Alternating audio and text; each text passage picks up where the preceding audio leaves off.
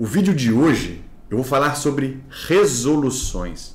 Como nós devemos ou como nós deveríamos ajustar os ponteiros da nossa vida. Nós somos todos cheios de sonhos, cheios de objetivos. Nós aspiramos por uma vida mais próspera, por uma vida mais cheia de amor ou cheia de saúde, enfim. Nós vamos falar um pouco sobre esse tema hoje. Vamos lá. Como o tema de hoje, como as resoluções, ajustar os objetivos, como isso ajuda a gente a crescer em espiritualidade e como ajuda a gente a superar a ansiedade. Esses temas, Mateus, tão relacionados, você vai ver que estão super relacionados. Eu não traria um tema aqui que não fosse ajudar nesse nosso norte, que é o meu propósito. O meu propósito é ajudar você a encontrar um caminho de crescimento espiritual, de encontro com Deus, que você aproxime o seu coração do coração do Senhor. Esse é meu único objetivo. E, para isso, eu trouxe alguns elementos. Quando a gente desenvolve a nossa espiritualidade, automaticamente o nível de ansiedade vai baixando, vai caindo, você fica com mais confiança em Deus, você sabe que as coisas que acontecem ao seu redor estão sob o controle do Altíssimo. Essas coisas estão relacionadas. E como o tema resoluções encaixa nesse contexto? Eu vou mostrar para você, mas isso está tudo relacionado. Vamos lá. Primeiro ponto importante. Quando você define um objetivo, você faz sozinho ou você pede a participação de Deus? Então é provável que você tenha alguns objetivos para esse ano, né? Alguns objetivos para a sua vida. Muitos têm objetivos de curto prazo, médio prazo, longo prazo. Nós todos temos objetivos. Mas a minha pergunta aqui, para começar a conversa, é: os seus objetivos hoje, que você tem aí, que está listado no seu caderno, ou que está aí no mural da sua casa, eles tiveram a participação de Deus? Você submeteu os seus projetos à avaliação do Senhor? Você planejou com Ele? Você ouviu o que Ele espera de você? Como foi que você fez para ajustar os seus objetivos? É você quem escolhe ou você escolhe com Deus? Essa é a primeira reflexão que eu queria que você fizesse. Por quê? Não foi você que se criou. A verdade é essa. Nós não estamos aqui por nossa causa. Deus nos criou. Ele nos pôs aqui por uma causa dele, que ele conhece.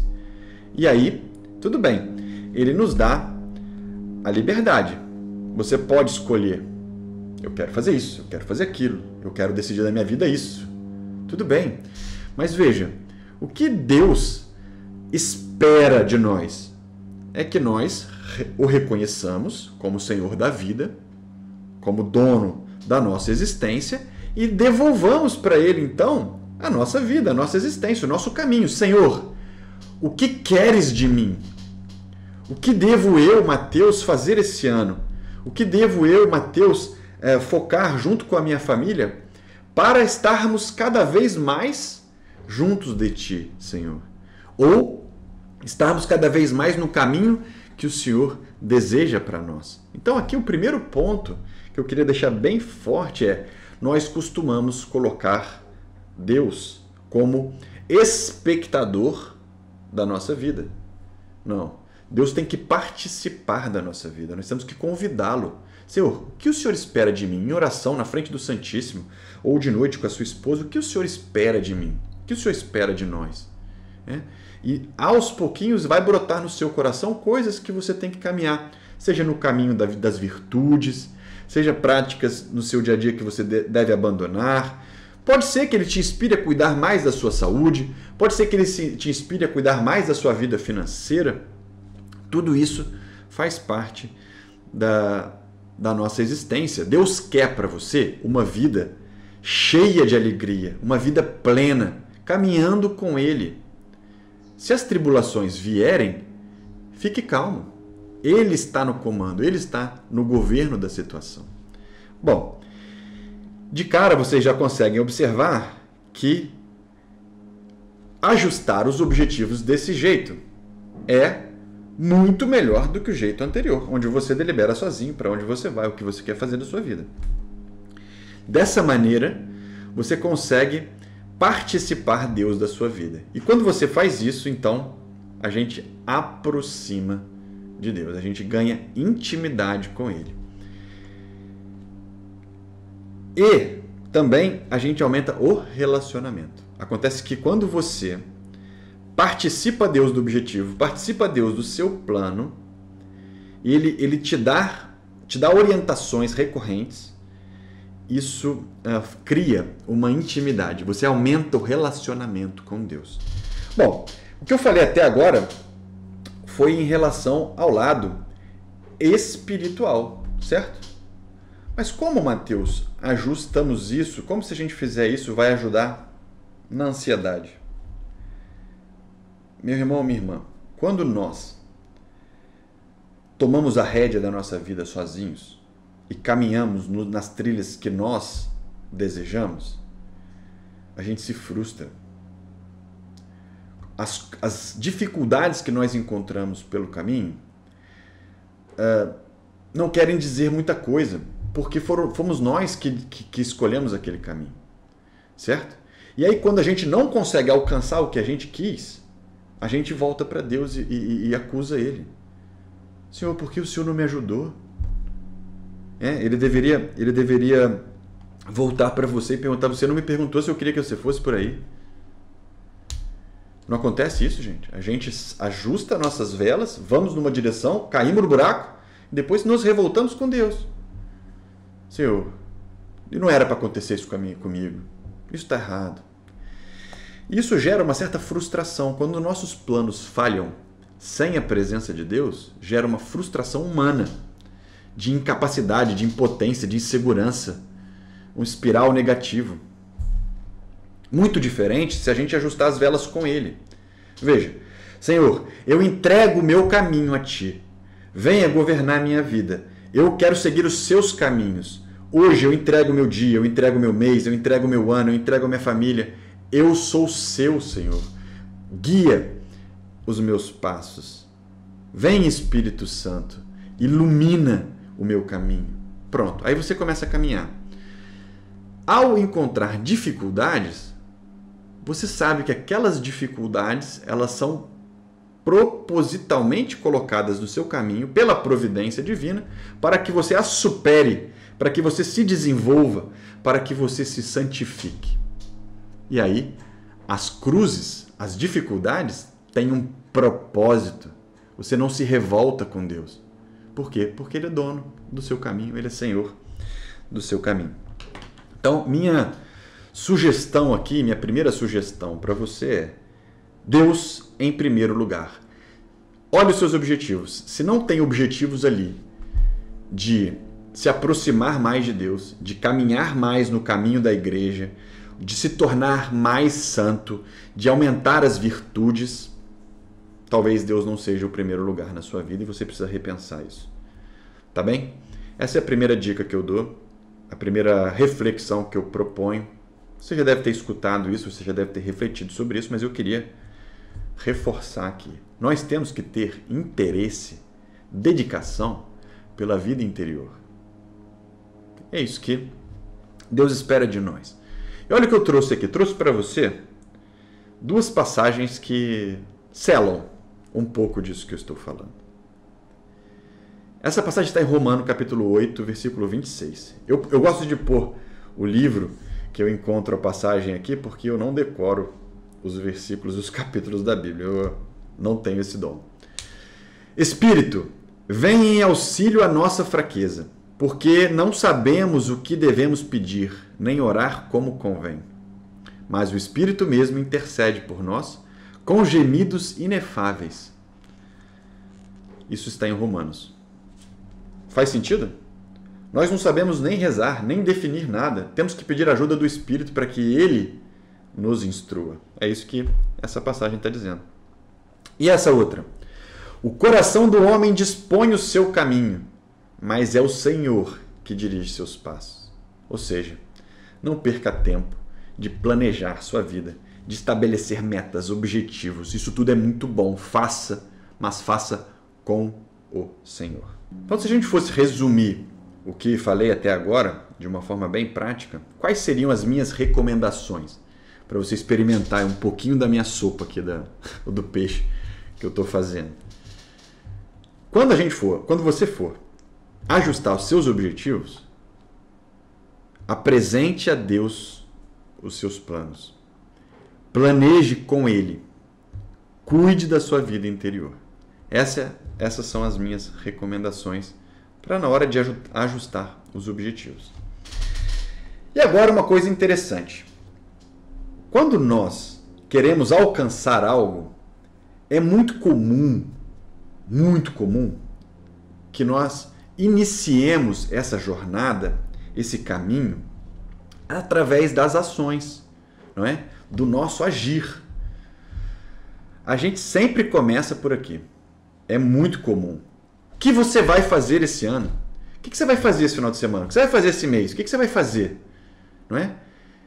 Nos remetendo à ação. Ora, Mateus, o que tem de errado nisso? Você já vai perceber. A ação é algo exterior, não algo interior. Ela é como as frutas de uma árvore. Mas as frutas, para a árvore dar frutos bons, é preciso que as raízes estejam bem implantadas, estejam saudáveis.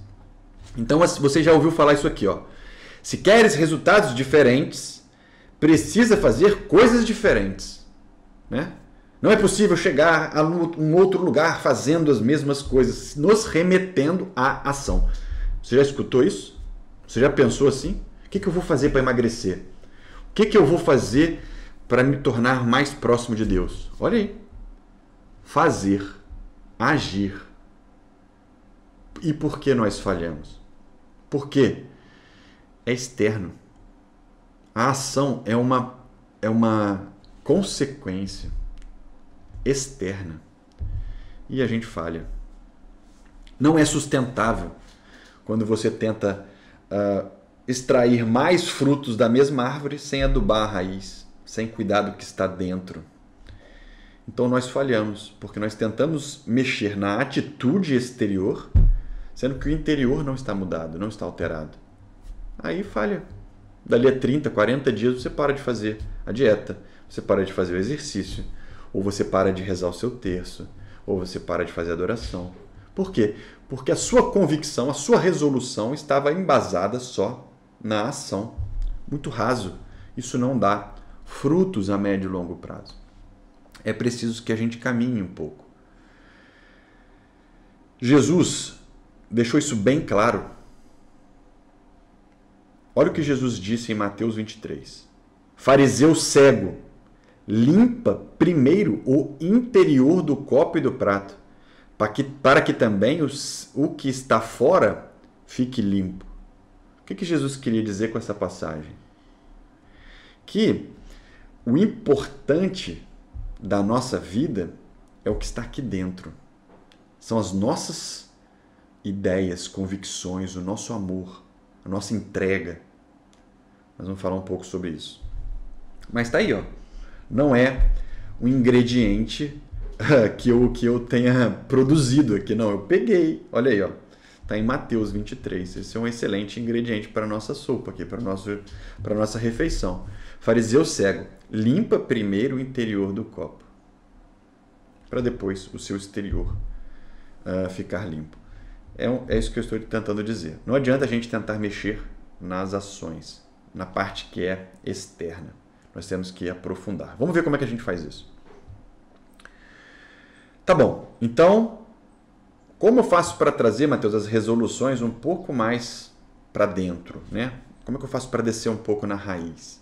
Então, vamos lá. Um degrau antes da ação são as emoções. As emoções regem as nossas ações. Eu não consigo entender, Mateus. Dá uns exemplos. Vou dar uns exemplos.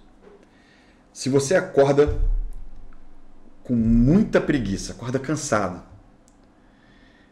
e eu te ligo e falo, vamos correr, ou vamos na cachoeira, ou vamos fazer uma caminhada, ou vamos andar de bicicleta, é provável que você não vá, porque você está sentindo preguiça. Sentir é o lado emocional.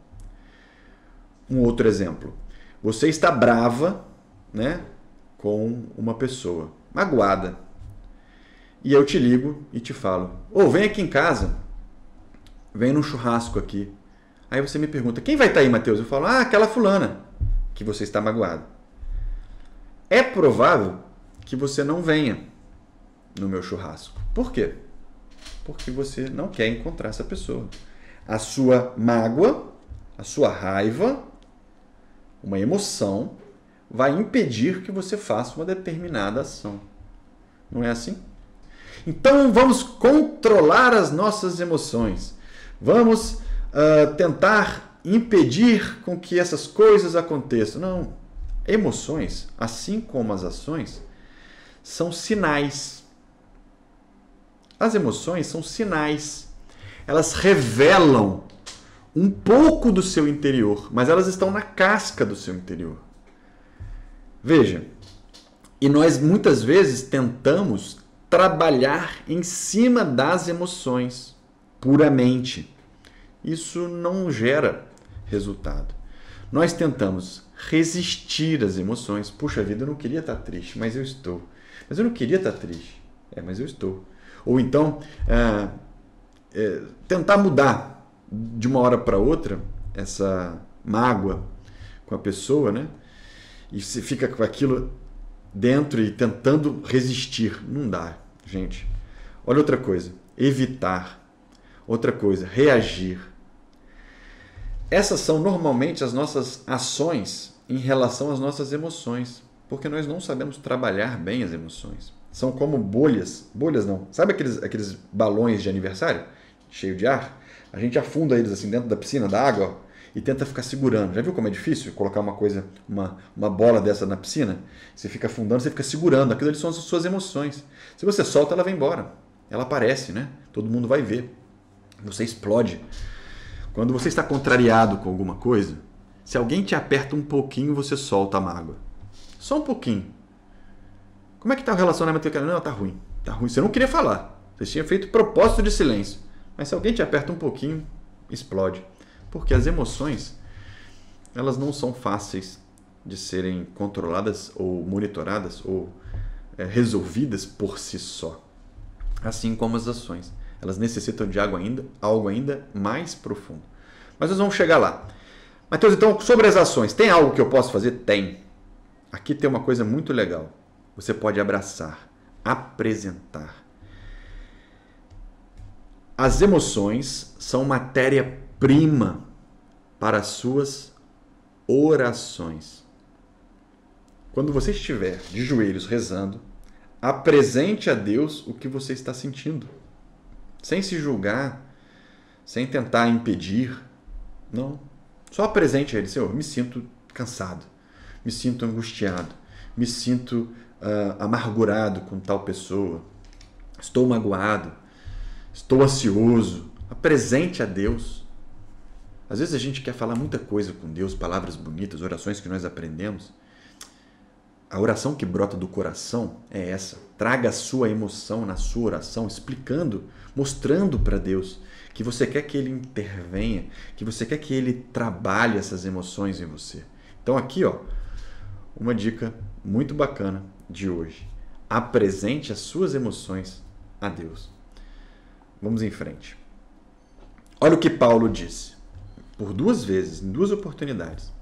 É preciso que vocês se renovem pela transformação espiritual da inteligência e se revistam do homem novo. Paulo já está dando uma dica do que nós temos que mexer para a nossa vida ir adiante. Olha, é preciso que vocês se renovem pela transformação espiritual da inteligência. Olha em Romanos o que diz a palavra. Transformai-vos pela renovação do vosso espírito, para que possais discernir qual é a vontade de Deus. Essas duas palavras Paulo nos traz para esclarecer um pouco sobre isso que eu estou falando. Então veja, falamos sobre o agir, falamos sobre as emoções, mas também existe uma outra componente, que é o seu intelecto, que é a sua razão, que é a sua capacidade de discernir. Essa parte do seu interior se remete ao corpo, se remete ao seu psicológico, se remete ao seu coração. Isso é o seu interior. A sua alma é a dona da sua razão. A sua razão, seu intelecto, a sua vontade estão dentro da sua alma. O trabalho espiritual é muito um trabalho mental. Né? Isso é fato. Mateus, você está inventando isso. Essa sopa aí saiu desandou. Não estou inventando nada. Olha aqui, ó. Catecismo da Igreja Católica, número 1763. Os sentimentos ou paixões, paixão é um termo puramente católico, são as emoções ou movimentos da sensibilidade que inclinam a agir ou a não agir em vista do que se sente ou imaginou como bom ou mal. Tá vendo? Como as emoções regem as ações, como eu expliquei para vocês. Caminhando um pouco mais para frente, olha, no número 1767 do Catecismo da Igreja Católica. Esse livrinho aqui, eu não sei se você tem, mas é fundamental que você tenha, porque isso daqui, gente, é o nosso fundamento. Pertence à perfeição do bem moral ou humano que as paixões sejam reguladas pela razão. Que as emoções sejam reguladas, sejam geridas pela razão. Veja você. A ação regida pela emoção. A emoção regida pela ação, pela razão. Catecismo da Igreja Católica. Não há nada de invenção minha aqui. Vocês podem até não gostar, podem até pensar diferente, mas o que eu estou apresentando para vocês, talvez o jeito de apresentar seja meu, mas a verdade, a informação está aqui para você olhar.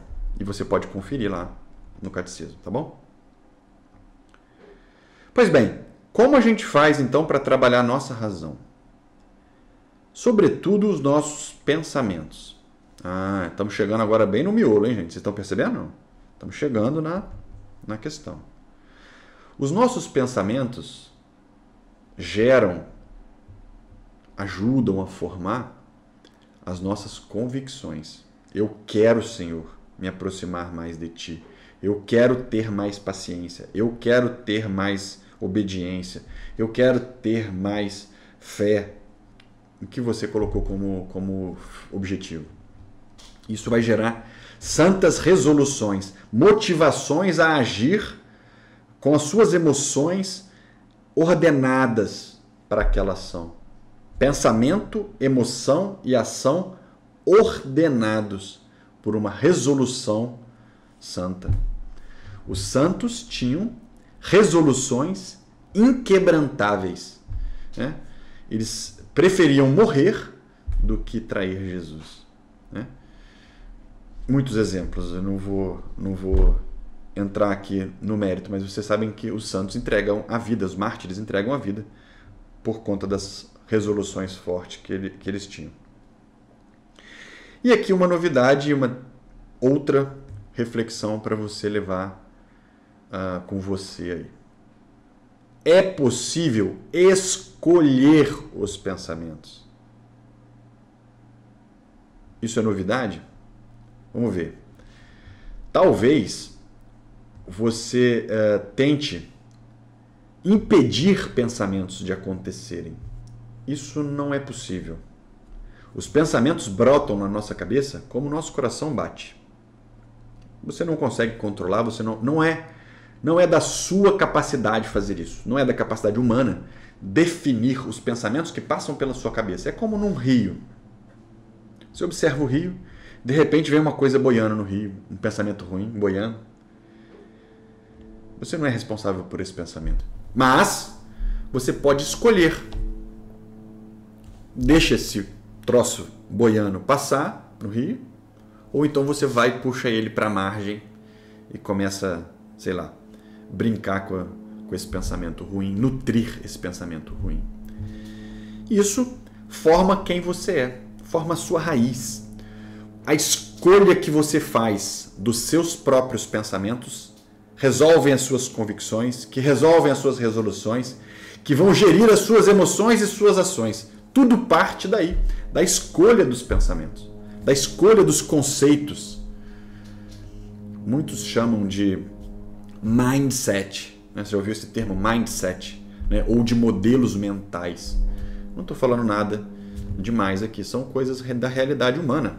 Todos os seres humanos procedem dessa mesma maneira, independente da fé, independente da crença, certo? Ateus, budistas, hinduístas, protestantes, católicos, todos nós somos seres humanos, somos feitos da mesma matéria, uma matéria criada por Deus. Então, essa maneira de funcionar acontece com todos nós. Então, veja, dentro da sua alma existem duas componentes. Gente, presta bastante atenção aqui agora. Desliga um pouco das outras distrações. Presta bem atenção, nós vamos chegar aqui agora no ápice da nossa conversa de hoje. A parte mais importante que eu quero mostrar para vocês vem agora.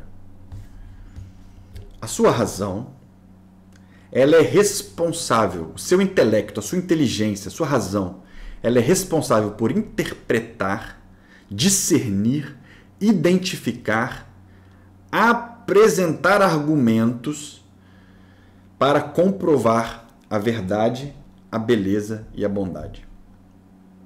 Essa é a função da sua razão. Ela tem que esclarecer o que é bom. E você tem dentro da sua alma, uma das potências é a sua vontade. Nós temos vontade. Nós podemos decidir, nós podemos escolher. É novidade isso para você ou não? Eu vou ilustrar aqui, vai ficar muito claro do jeito que eu vou falar agora.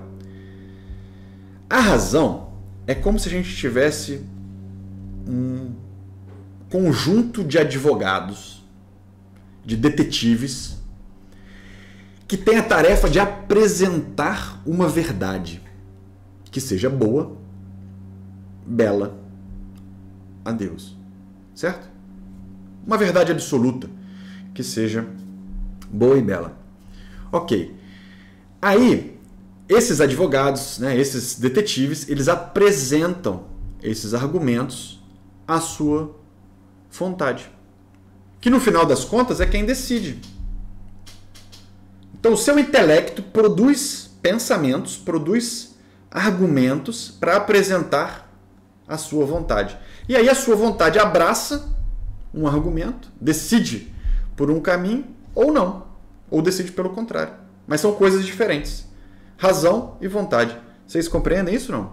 Nessa minha ilustração aqui fica claro? E como acontece isso, gente? Presta bem atenção.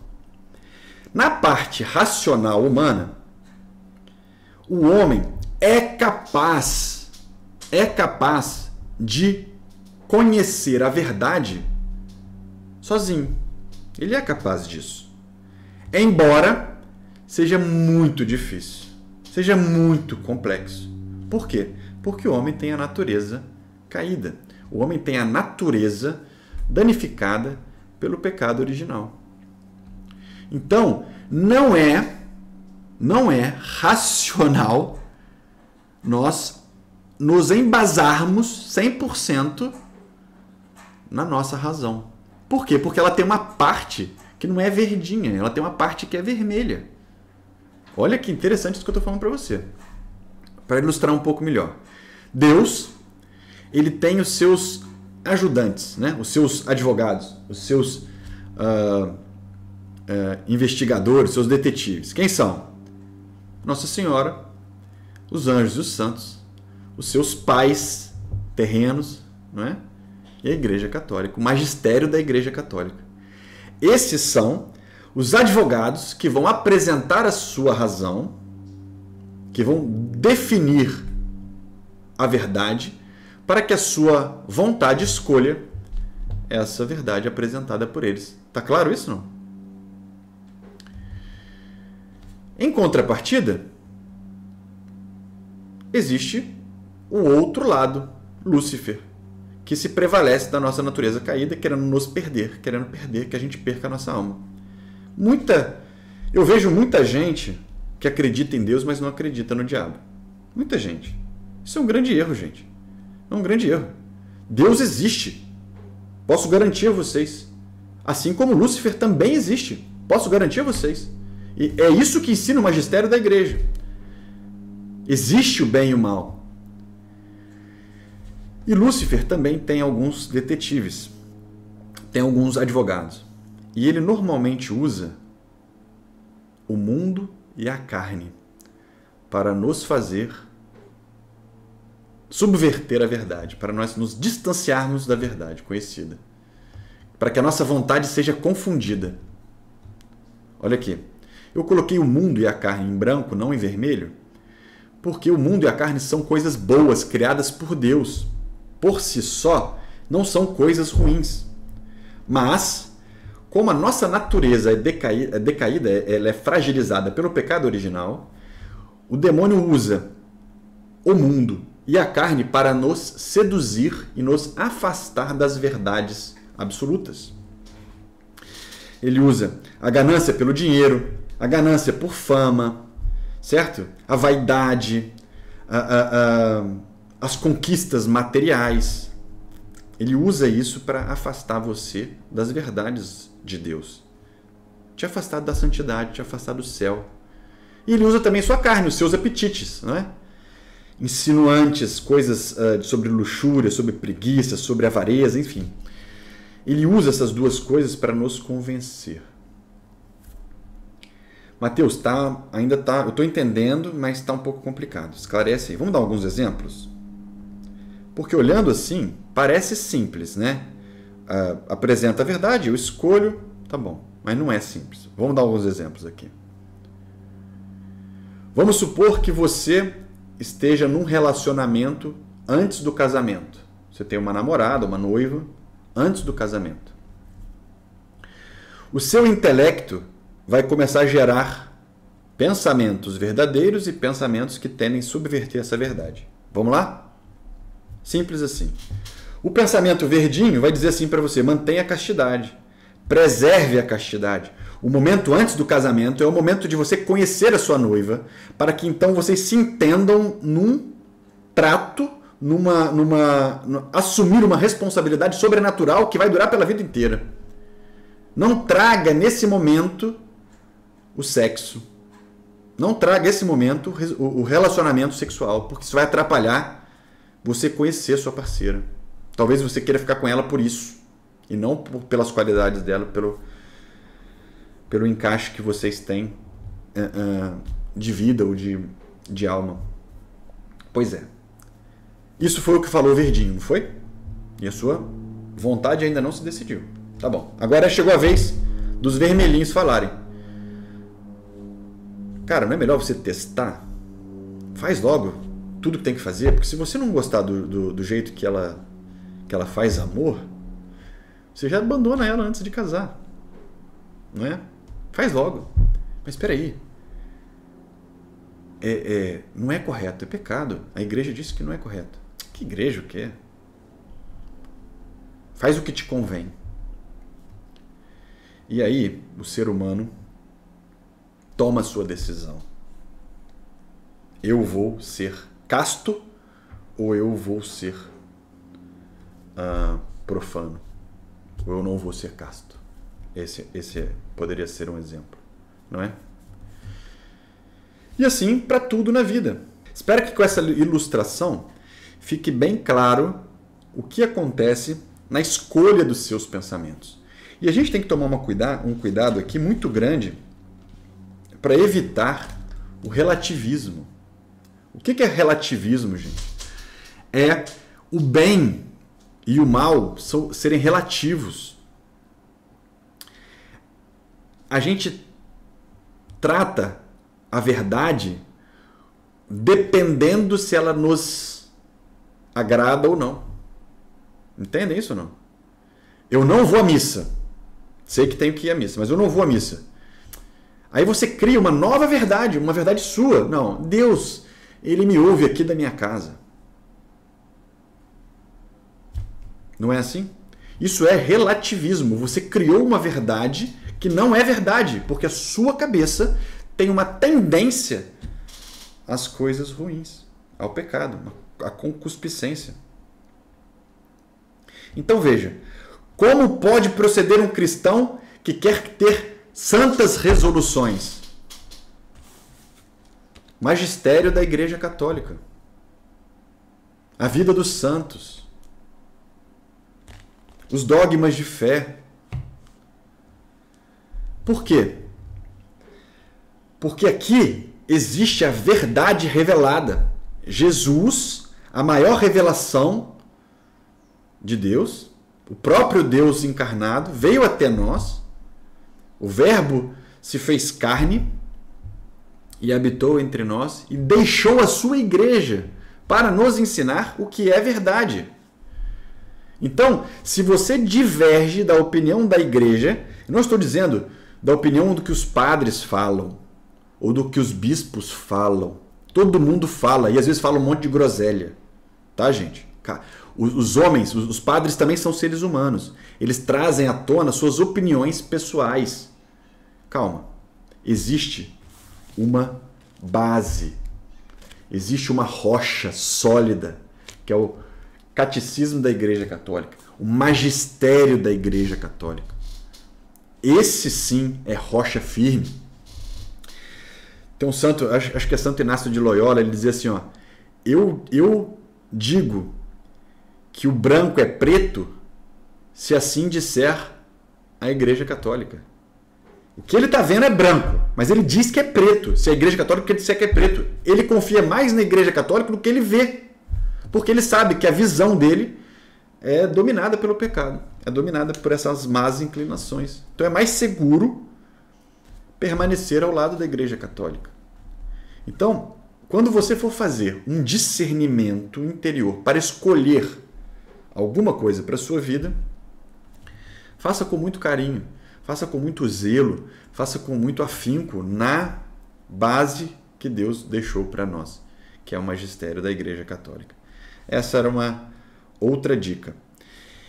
E, além disso, ponha toda a sua confiança na graça. A graça de Deus, ela opera em você para que você faça decisões melhores, para que isso entre de fato na sua vida e torne você uma pessoa com raiz forte, com raiz virtuosa. E aí então você pode subir sua árvore que ela vai dar muitos frutos. Você não vai ficar precisando decidir, agora mais um frutinho aqui, mais um frutinho ali. Não. Investe na raiz, investe no seu pensamento, investe na sua vida interior.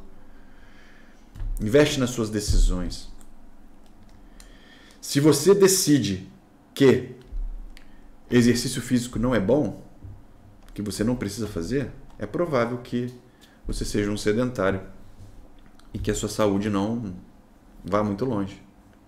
Se você se decide que pessoas ricas, pessoas que têm prosperidade financeira são más, são egoístas, né? Uma coisa que muita gente tem isso como verdade, mas não é uma verdade. Eu conheço muitas pessoas ricas que são muito generosas e conheço muitas pessoas pobres que são egoístas e vice-versa. Então não são verdades absolutas. Temos que tomar cuidado com essas verdades absolutas e consultar o que a Mãe Igreja fala. Tá bem? Então vamos seguir. Quando a gente fecha uma ideia, quando você fecha uma decisão, eu serei casto, ou eu serei virtuoso com a sua ajuda, Senhor, com a ajuda da sua graça.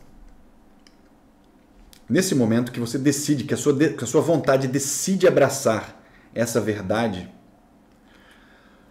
formam-se sinapses mentais dentro do seu cérebro, a não ser se você não for do gênero, se você não for da raça humana, né?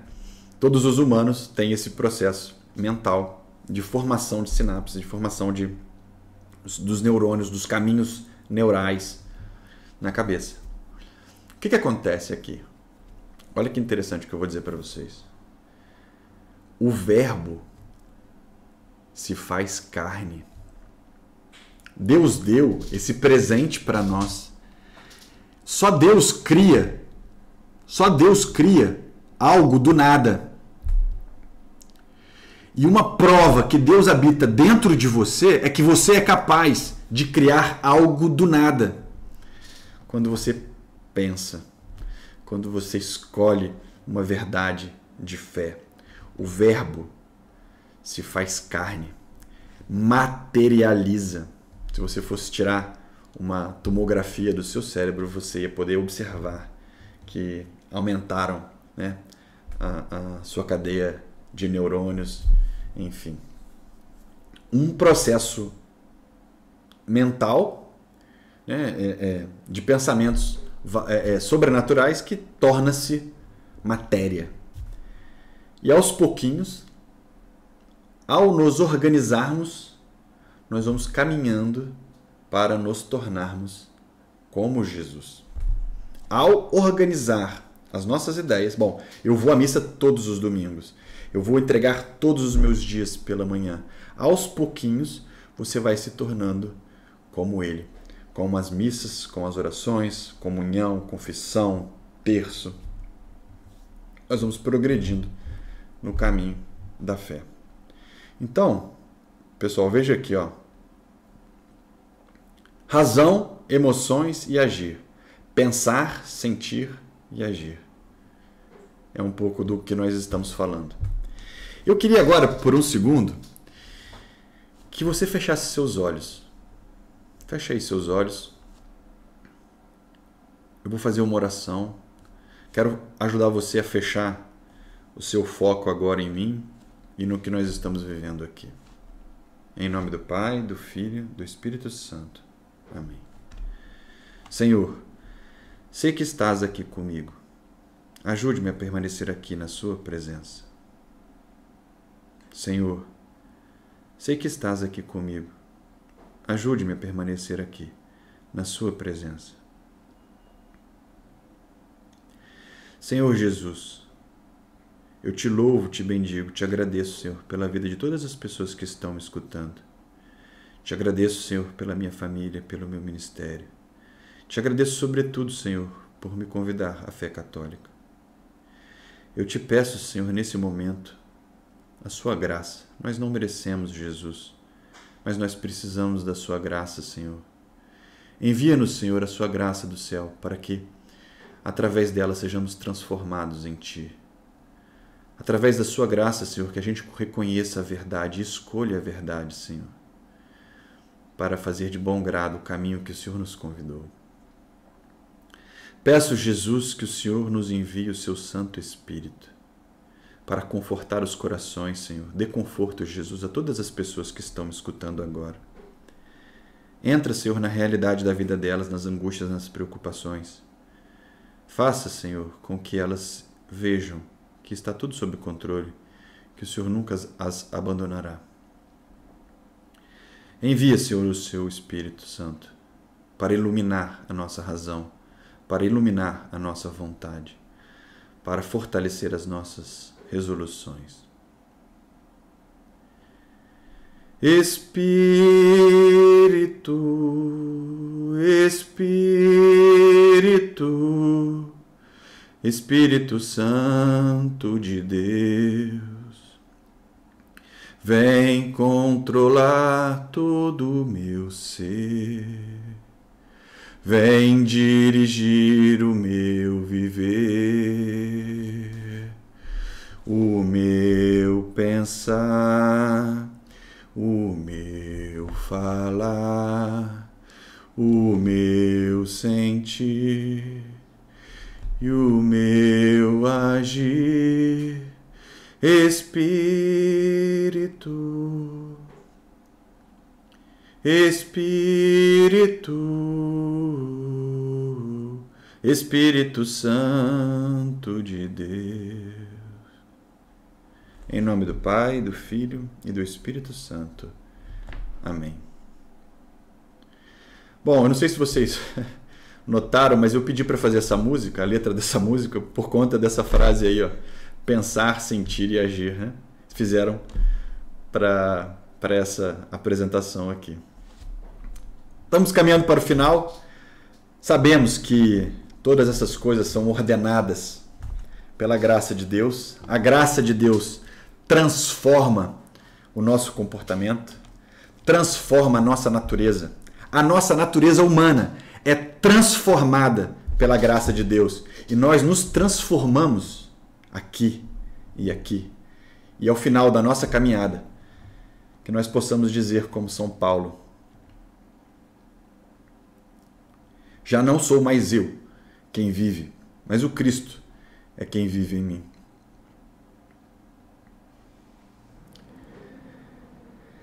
Se você se você tiver santas resoluções na sua vida, embasadas na graça, na sua vontade e em método, né? Porque na vida a gente precisa de método, nós não vamos entrar nesse assunto hoje, mas se você gerar em você santas resoluções... Espera um pouquinho, gente, está passando um caminhão aqui. Bom, se você tiver santas resoluções, você será aquilo que Deus quer de ti. O que Deus quer de mim, Mateus? Eu não sei o que Deus quer de mim. E para onde que eu vou? O que Deus espera de mim? Deus espera que você seja santo. Primeiro, Deus quer que você invista no seu interior. Deus quer que você caminhe no caminho das virtudes.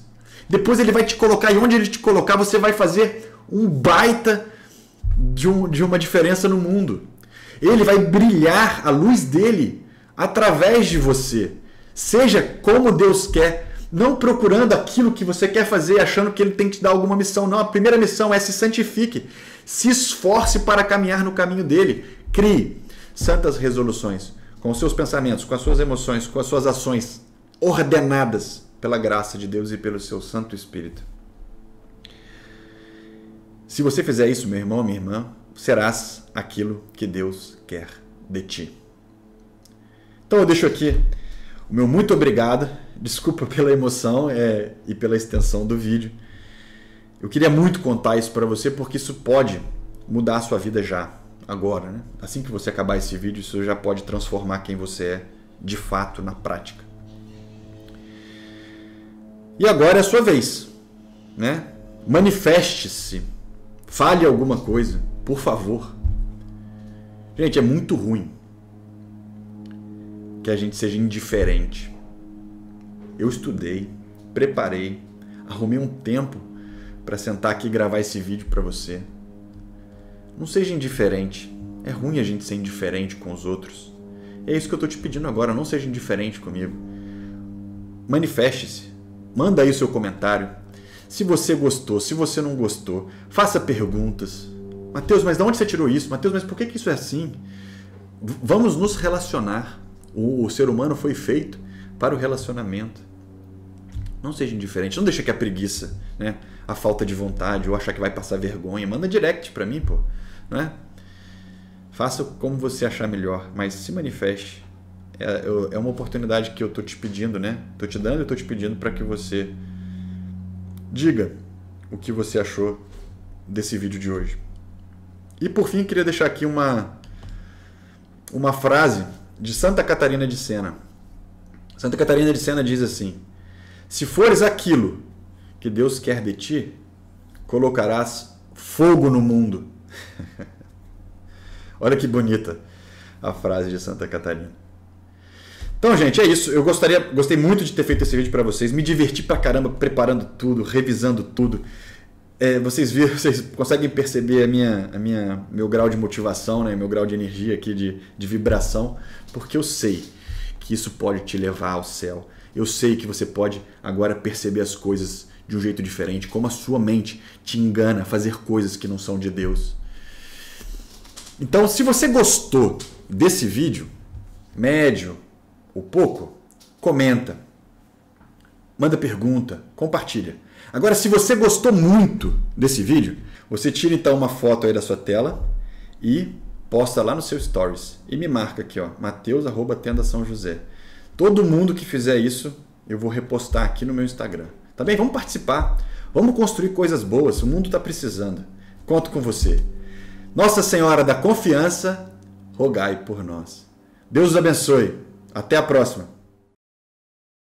Eu estava grávida de 2 meses e perdi o meu bebê, sofri um aborto espontâneo. E depois desse aborto, a ansiedade, ela explodiu em mim. Eu comecei a ter crises, eu comecei a fazer tudo com muito sacrifício. Eu não conseguia mais trabalhar com prazer, com alegria. Eu não conseguia orar, porque eu estava constantemente presa dentro de minha mente, dos meus pensamentos. Eu não tinha controle algum sobre os meus pensamentos. Eu estava, de verdade, caminhando para algo muito mais difícil do que eu já estava vivendo, porque eu estava piorando.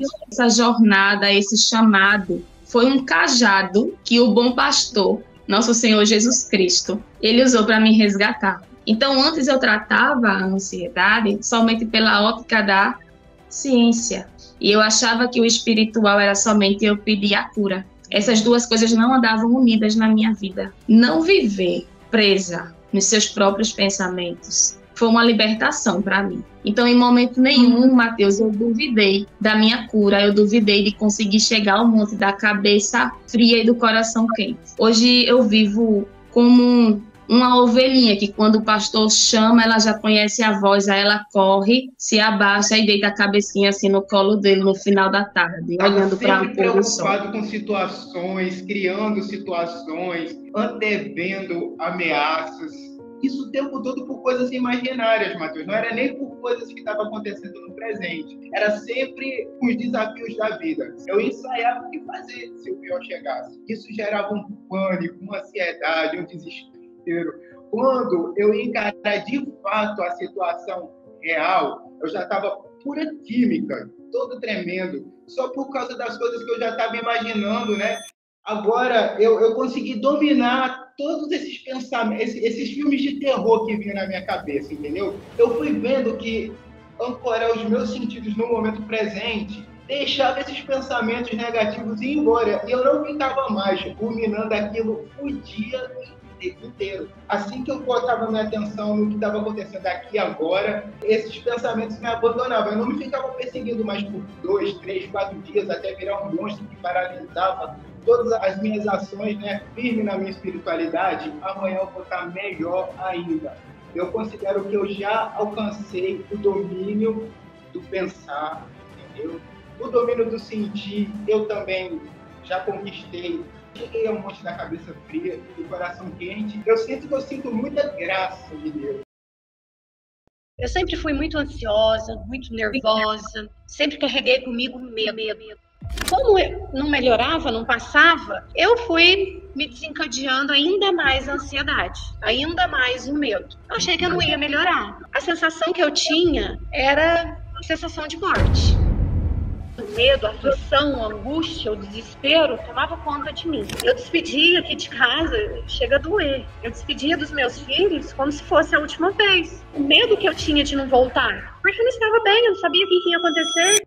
Quando eu conheci a jornada, marcou muito para mim. Já me ajudou e me aliviou. Por isso que eu tive tanta certeza que eu queria fazer o Renova. E aí eu percebi que eu estava começando a dominar os meus pensamentos. Porque antes era ele que me dominava, eu fazia o que ele queria. Eu fui entendendo quando o alarme disparava, eu fui entendendo quando eu estava no automático, com pensamentos ruins. Hoje, na graça de Deus, eu me sinto curada. Hoje eu sinto uma paz interior, eu sinto o coração leve e vibrante pelo amor de Deus. Como é bom, como é gratificante voltar a trabalhar, estar na sala de aula, sem nenhum medo de ficar doente, sem nenhum medo de que vai acontecer nada. Vida nova, com certeza. A gente chega a emocionar porque a vitória é muito grande. É uma bênção de Deus. Esse investimento que a gente faz vale muito a pena. Vale muito a pena. É a melhor coisa que eu fiz